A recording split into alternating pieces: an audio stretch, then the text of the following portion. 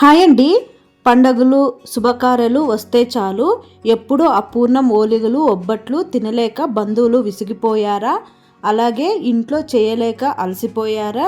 అయితే సులభమైన పద్ధతిలో కొంచెం కొత్తగా ఫ్లేవర్తో దెబ్బకు రెండు పిట్లు అన్నట్లు ఒక పిట్టేమో పైనాపిల్ ఫ్లేవర్ ఓలిగ ఒబ్బట్టు ట్రై చేయాల్సిందే.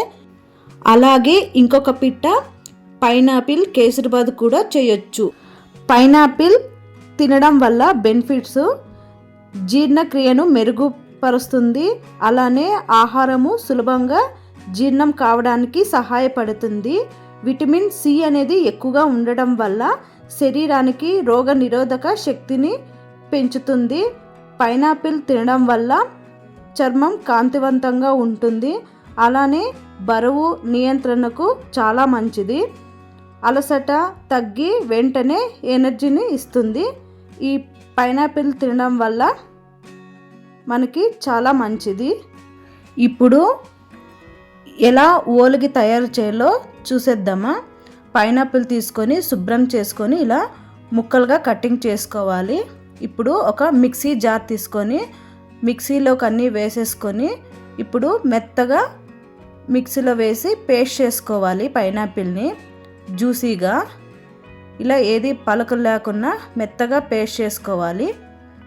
ఇప్పుడు మైదా తీసుకొని మైదా మనకి ఎంత కావాలో అంత వేసుకొని ఒక చిటికెడు ఉప్పు వేసుకొని బాగా మిక్స్ చేసుకున్న తర్వాత కొద్ది కొద్దిగా వాటర్ వేసుకుంటూ మెత్తగా కలుపుకోవాలి.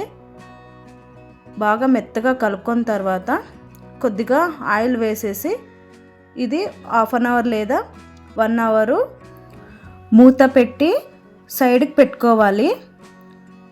ఎక్కువగా ఆయిల్ వేసుకొని సైడ్కి పెట్టుకోవాలండి. దీన్ని చూసారా, ఇలా చూపించిన విధంగా పెట్టుకోవాలి. ఇప్పుడు స్టవ్ వెలిగించి కడాయి పెట్టి అందులో నెయ్యి వేసుకొని నెయ్యి కొద్దిగా హీట్ అయిన తర్వాత సూజీ రవ్వ అండి. ఈ సూజీ రవ్వ వేసుకొని లో ఫ్లేమ్లో ఒక 10 మినిట్స్ లేదా 15 మినిట్స్ వరకు బాగా వేపుకోవాలి రవ్వని. అలానే ఇక్కడ పచ్చి కొబ్బరి తురుమండి. ఈ పచ్చి కొబ్బరి తురుము వేసి ఒక 5 మినిట్స్ బాగా వేయించుకోవాలి నేతిలో. ఇలా వేయించుకున్న తర్వాత ఇప్పుడు మనం ముందుగా పేస్ట్ చేసుకున్న పైనాపిల్ జ్యూస్ని కూడా వేసేసుకోవాలి. ఇలా వేసుకున్న తర్వాత మనకి స్వీట్ని బట్టి షుగర్ అనేది అడ్జస్ట్ చేసుకుంటూ వేసుకోవాలండి.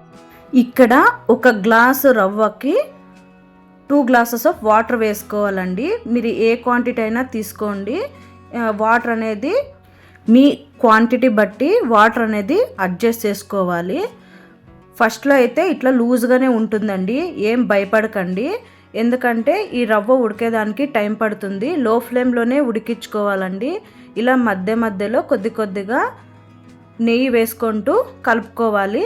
ఇది గట్టిగా అయ్యేంత వరకు కలుపుకుంటూ ఉండాలండి. అలానే ఇక్కడ యాలకుల పొడి కూడా వేసుకుంటే టేస్ట్ ఇంకా చాలా బాగుంటుంది. ఇందులోకి ద్రాక్ష గోడంబి నేతిలో వేయించుకొని వేస్తే మనకి కేసరిబాత్ రెడీ. ఇలా స్టాప్ చేసామంటే కింద అడగంటిపోయే ఛాన్స్ ఉంటుంది కాబట్టి మనము తిప్పుతూనే ఉండాలండి. చూసారా, నాకైతే ఇక్కడ గట్టిగా చల్లారిపోయింది. మైదా కూడా తీసుకున్నా.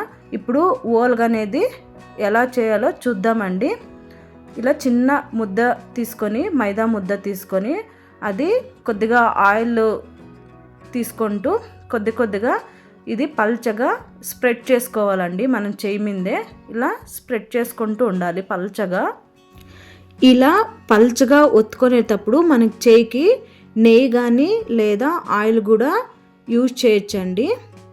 ఇప్పుడు రవ్వ ఉంటుంది కదా, రవ్వ ముద్దలాగా చేసుకొని రౌండ్ షేప్ లాగా చేసుకొని మనకి ఎంత కావాలో అంత తీసుకొని మనము పల్చగా ఒత్తుకున్న ఈ మైదా పైన మనము పెట్టుకొని దాన్ని ఇప్పుడు రౌండ్గా చేసుకోవాలి. దీన్ని ఇది మైదా కాబట్టి సాగుతుంది కదా, అలా పైకి మొత్తము రౌండ్గా ఒక చోటకి బాల్ లాగా చేసుకోవాలండి. దీన్ని చూసారా, ఇలా మొత్తం అంతా తీసుకోవాలి.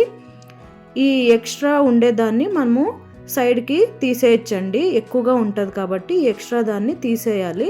అలానే పెట్టామంటే కింద ఎక్కువ మందం అనేది వచ్చేస్తుంది. సో ఇలా లాక్కుంటూ పల్చగా ఈ ఎక్స్ట్రా ఉండేదాన్ని ఇలా రౌండ్ చేసుకుంటూ తీసేస్తే మనకి ఓలుగ అనేది బాగా పల్చగా వస్తుందండి.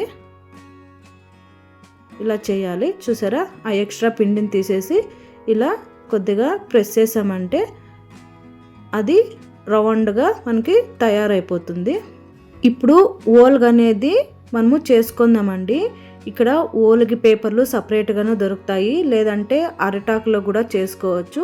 నేను ఇక్కడ ఒక పేపర్ తీసుకొని ఆ పేపర్లో కొద్దిగా ఆయిల్ వేసుకొని ఇప్పుడు ఈ ఓలుగ ముద్ద పెట్టి స్లోగా ప్రెస్ చేయాలండి. మనకి పల్చగా వస్తుంది ఓలుగ అనేది. మా హిందూపూర్లో అయితే లెక్కలేనన్ని ఓలుగ సెంటర్లు అయితే ఉన్నాయండి, కానీ ఈ ఫ్లేవర్ ఓలుగ అయితే లేదు, నేను ఎక్కడ చూడలేదు హిందూపూర్లో. సో బిజినెస్ చేసే వాళ్ళు కూడా ఈ ఐడియాతో ట్రై చేయండి ఒకసారి. ఇలా చూసారా, అలా పల్చగా స్ప్రెడ్ చేసుకున్న తర్వాత ఇప్పుడు పెను హీట్ అయిన తర్వాత కొద్దిగా నెయ్యి వేసుకొని ఇలా వేసుకున్న తర్వాత గోల్డెన్ కలర్ వచ్చే వరకు కాల్చుకోవాలి.